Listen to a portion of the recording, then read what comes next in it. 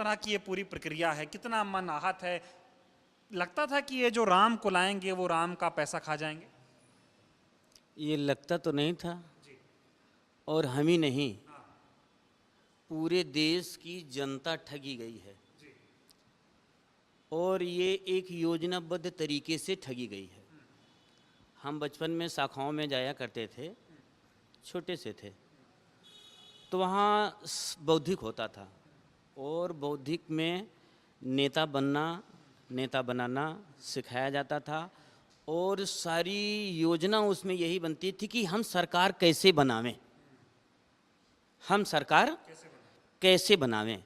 ये सब आरएसएस के लोग हैं, और आरएसएस को ये शिक्षा मिलती है कि आप सुबह उठो, अगले के घर जाओ, वहीं चाय पियो, वहीं भोजन करो, वहीं भ्रष्टाचार करो, उन्हीं के बच्चों के साथ गलत काम करो। ये आरएसएस है। आरएसएस मतलब इतना काम, अपना खाना नहीं, दूसरे के यहाँ खाना है, दूसरे के यहाँ सोना है, और जहाँ खाना सोना है वहीं भ्रष्टाचार करना है, किचन तक घुस जाना है, और फिर अपनी मनमर्जी करना है। एक प्रक्रिया, एक घर से दूसरे घर, दूसरे घर से तीसरे घर, होते होते होते होते होते होते ये पूरे देश पे छा गई। उन्होंने पूरे देश को कब्जा कर लिया, और गांव की, शहर की अपनी जो भारतीय जनता है, पार्टी नहीं, जो भारतीय जनता है, ये भोली है, और ये लोग बौद्धिक हैं। भोली जनता को योजनाबद्ध तरीके से फंसाया गया, अपने जाल में लिया गया। राम की भक्ति दिखा के, फर्जी चंदन लगा के, फर्जी रुमाल तौलिया ओढ़ करके, साधु का वेश बना करके, ये इस तरीके से पूरे देश में, जो जोगी जी ने कहा ना कुछ दिनों पहले, कालनेमी कौन है, तब जोगी जी से कौन कहे भैया कि आपके आसपास में सारे कालनेमी कालनेमी ही हैं, आप पहचानो, आप पहचान नहीं पा रहे हो। आप परम पूज्य जो भगवान सदृश संत हैं, संतों को आप कालनेमी कह रहे हो। आप कैसे संत हो? एक संत दूसरे संत को कालनेमी नहीं कह रहा। कालनेमी आपके आसपास में है, उन कालनेमियों की छाया में आप दुबके हो, और वो ऐसे आपको ढक लिए हैं कि कालनेमी आपको नजर ही नहीं आ रहे हैं महाराज। हाँ, कालनेमी तो वही सब लोग हैं। और इन कालनेमियों ने राम को छला, और कालनेमी का मतलब क्या है? राम को छलना नहीं, जानकारी बहुत है। होत महारन रावण राम ही जिति हैं, राम न संशय यहाँ। कथा बहुत सुंदर कहते हैं, लेकिन छल किन के साथ करते हैं? राम भक्त के साथ। क्या? हनुमान के साथ।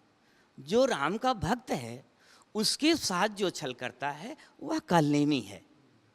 समझ रहे हैं? तो ये तो योजनाबद्ध तरीके से पूरे देश को लूटा, और पूरे देश का मंदिर राम मंदिर है, राम मंदिर को लूटा, खूब बढ़िया से लूटा, अच्छे से लूटा, सब चंपत किया। और इस समय चंपत कहाँ है ये भी पता नहीं है। गोपाल जी मंदिर में कभी कभी नजर आ जाते हैं, लेकिन भैया इतने बेशर्म हैं कि इनको शर्म कभी ना आई थी ना आएगी। ये पता नहीं किस वंश के हैं, निर्वंशी। ये सारे के तो सारे निर्वंशी हैं, क्या समझे? टोटल के टोटल निर्वंशी हैं, और जो वंश वाले भी हैं वो भी निर्वंशी हो जाएंगे। उनसे ऐसा पाप करवाया जा रहा है। क्या? जैसे धर्मेंद्र प्रधान हैं, तो और ये सब लोग हैं, क्या समझे? जो जहाँ है वहीं लूट रहा है, जो जहाँ है वहीं लूट रहा है। अब बात ये है कि मोहन भागवत के पास कोई विभाग तो है नहीं, न शिक्षा विभाग है, न सड़क का विभाग है, न पेट्रोल का विभाग है, न हवाई जहाज का विभाग है, और इन लोगों के ग्रैंडफादर हैं, वो कैसे लूटें? तो भाई सब लोगों ने कहा कि आपको चलो राम मंदिर दे देते हैं, आप अकेले राम मंदिर लूटो, कृष्ण मंदिर लूटो, विश्वनाथ का मंदिर लूटो, आप मंदिर लूटते रहो, हम देश लूटते रहें। तुम मंदिर लूटो, हम देश लूटें, हम देश लूटें, तुम मंदिर लूटो। तुम मेरे चुनाव में मदद करो, हम तुम चोरी पकड़े जाओगे तो हम तुमको बचा लेंगे, क्यों? सरकार मेरी है, मैं तुमको बचाऊंगा, तुम हमको बचाओ, हम तुमको बचाएंगे, तुम हमको बचाओ। यही खेल चल रहा है, और भारत की जनता निसहाय है। रामलला से ही हम लोगों का निवेदन है कि वही निर्णय करें इसका। भैया अच्छी बात यह है कि ये सारी चीज साधु संत समाज समझ रहा है। साधु समाज पहले नहीं समझा भैया। हाँ, पहले तो साधु तो भोला होता है ना, पर दुख सहाय संत सुपनीता, दूसरे के दुखों देख करके संत दुखी हो जाते हैं। संतों के पास अपना कोई दुख नहीं होता है, तो ये लोग आते रोते। चंपत जी शुरू में आए तो मैंने देखा था चंपत जी को, क्या समझे, इस मंदिर से उस मंदिर, उस मंदिर से उस मंदिर। पहले संतों के चरणों में चंपत बैठते थे। फिर एक दिन मैंने देखा कि ये राम वल्लभा कुंज पास में मेरे है, वहाँ चंपत जी ने चिट्ठी बंटवाई थी कि मतलब वहाँ सभा होने वाली। मैं जाके देखा छिप करके ना, तो भैया वहाँ स्थिति ये थी कि बड़े बड़े संत, बड़े बड़े महंत, बड़े बड़े महामंडलेश्वर सब महाराज चंपत के चरणों में बैठे थे, चंपत की चाटुकारिता कर रहे थे। कैसे संत हैं मुझको समझ में नहीं आता है। गोविंदाचार्य जी कैसे संत हैं ये समझ में मुझको नहीं आता है। झूठा चम्मच लेकर के साधु के बीच में खड़ा है। अरे मोदी कोई भगवान है?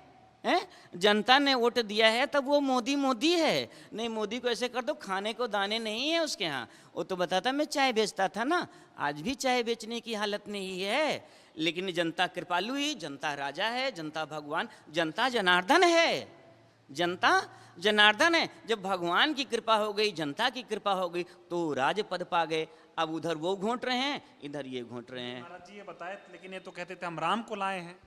हाँ, तो राम को तो ये ले ही आए हैं। हाँ, ये राम को ले आए हैं इसलिए कि ये पूरा सोच जाए महाराज, समझ रहे हैं। राम को ये क्या लाएंगे? राम जी तो इनका उद्घाटन किए हैं, ये अभी तक मोदी जन्मभूमि का उद्घाटन किए थे। अब राम लला इनकी चोरी का उद्घाटन किए हैं कि अब पूरी देश की जनता समझ जाओ मेरे भैया कि अगर सरकार नहीं बदले, इनको तुम ऐसे वोट देते रहोगे तो ऐसे तुमको ठगते रहेंगे। के साथ होना क्या चाहिए ये बताइए। इनके साथ में तो होना चाहिए यही भैया, उतना सामर्थ्य भगवान ने नहीं दिया है। नहीं पैसा खर्चा करके जूता खरीदते बढ़िया शानदार, और जैसे कोई बीजेपी कहता कि मैं बीजेपी का भगत हूँ, 20 जूता उसको मारते, वो सही हो जाता। और जब तक नागरिक नहीं सुधरेगा, राजा नहीं सुधरेगा, क्योंकि नागरिक ही राजा है। अब पूरे देश को इनका विरोध करना चाहिए और पूरे विश्व से इनको खदेड़ देना चाहिए। देश से नहीं, विश्व से खदेड़ लेना चाहिए। ये बहुत गंदी प्रजाति है, बहुत गंदी प्रजाति है। कहते हैं लोग अभी भी मोदी पे विश्वास है, वो चंदा चोरों को सजा देंगे। भैया चंदा चोरी में को जो खुद ही शामिल हैं, तो चंदा चोरों को क्या सजा देंगे ये बताओ।